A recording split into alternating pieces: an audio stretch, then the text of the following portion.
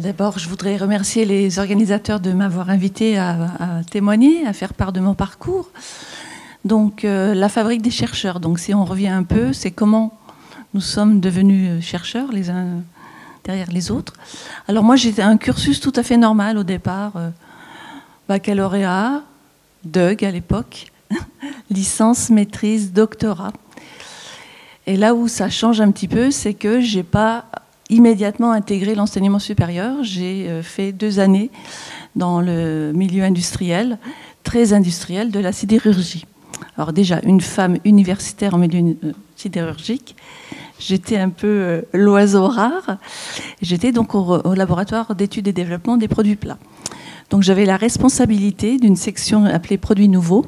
C'était associer l'acier avec d'autres matériaux organiques pour faire des composites, des matériaux plus légers, notamment pour que les voitures consomment moins de pétrole. Donc il y a quand même plus de 35 ans, la problématique était déjà là. Et des voitures plus légères et moins bruyantes.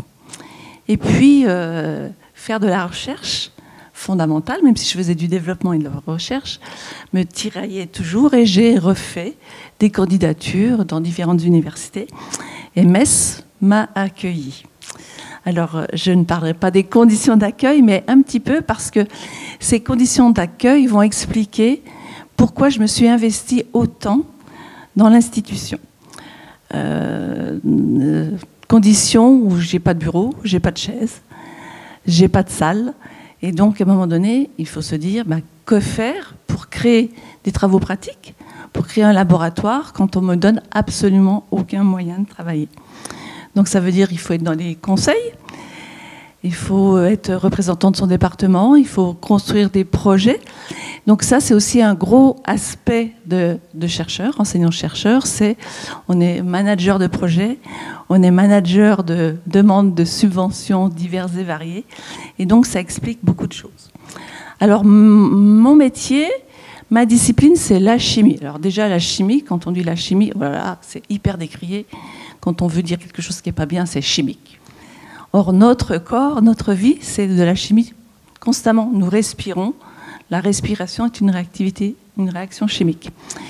Et moi, je fais de l'électrochimie, c'est-à-dire j'utilise l'électricité pour faire des réactions chimiques, donc de la transformation de matériaux ou de la fabrication, donc des couches minces. Et l'électrochimie que je fais, vous la pratiquez tous les jours, constamment, lorsque vous utilisez, et je l'ai sorti, votre téléphone portable.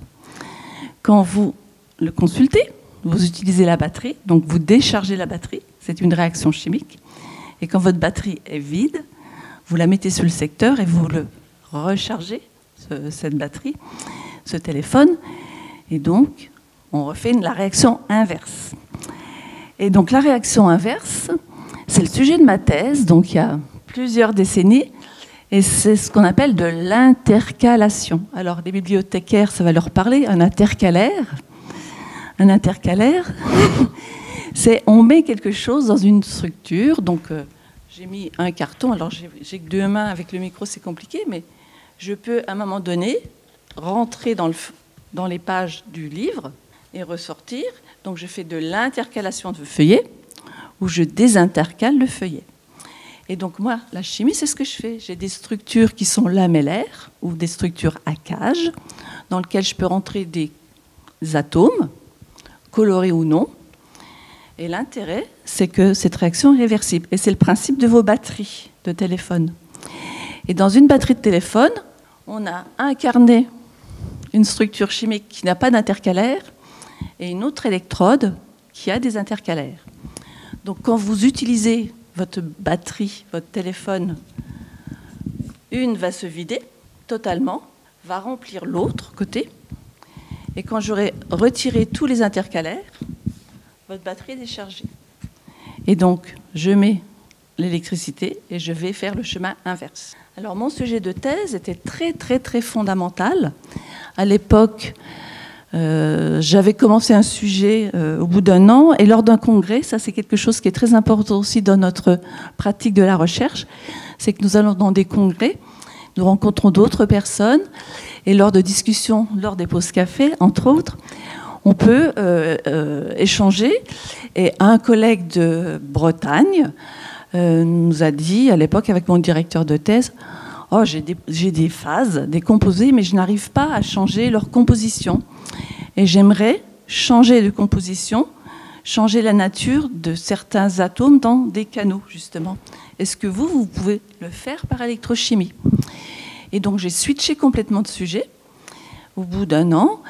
Et l'idée, à l'époque, c'était pour faire des composés, pour une multitude de compositions, pour faire évoluer de manière très graduellement une propriété qu'on appelle la supraconductivité, c'est-à-dire la possibilité d'un matériau de conduire l'électricité sans perte de chaleur, sans perte d'énergie. Et donc, on voyait... Bon, c'était pour la beauté de la science, si je peux dire.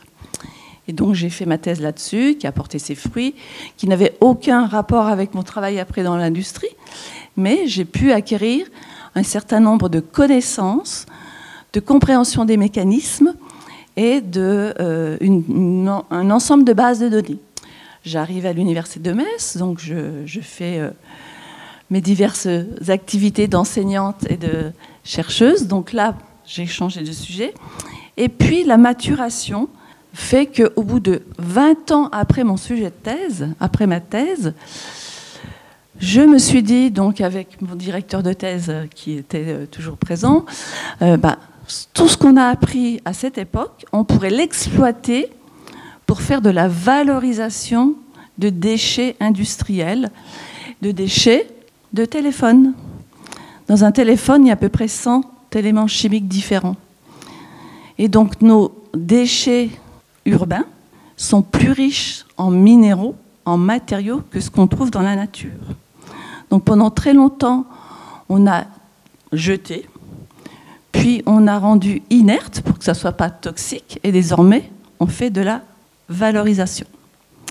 Et donc un téléphone portable, si vous enlevez la coque, si vous enlevez l'écran, on récupère la batterie, on broie, on récupère de la poudre, comme de la poudre de café, on fait ce qu'on appelle de la lixiviation, donc du lessivage.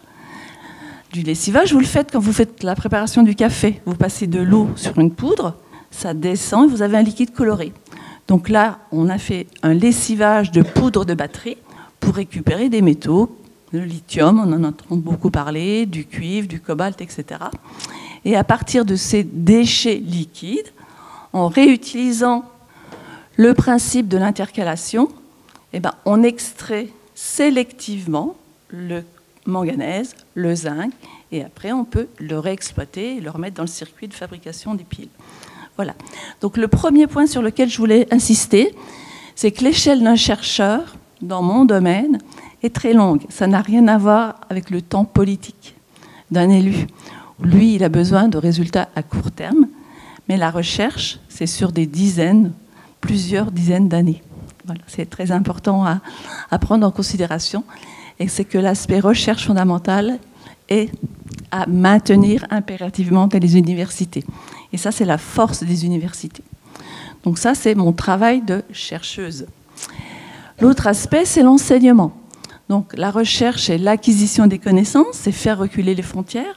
Et l'enseignement, c'est la transmission de ces connaissances. La transmission à tous les niveaux, en prenant des exemples précis. Lors des cours, j'illustre parce que j'ai pratiqué tout au long de mon parcours. Et puis, il y a un autre aspect, la transmission des connaissances, c'est aussi faire une sorte de compagnonnage, d'accompagnement au sens strict, les compagnons du devoir, notamment pour les doctorants. Et les doctorants, c'est donc de la formation à et par la recherche, là encore une fois, pour développer un nouveau sujet qui peut être forcément ou pas en lien avec les préoccupations sociétales, mais c'est quelque chose qui permet de faire avancer l'humanité au sens large. Et donc cette volonté, cette motivation de transmettre les connaissances fait que peu à peu, je me suis très impliquée, notamment dans mes activités de management. Donc management d'équipe, management de laboratoire, management d'université, à différents niveaux, et désormais je suis vice-présidente en charge du doctorat, et donc j'accompagne toute cette formation doctorale.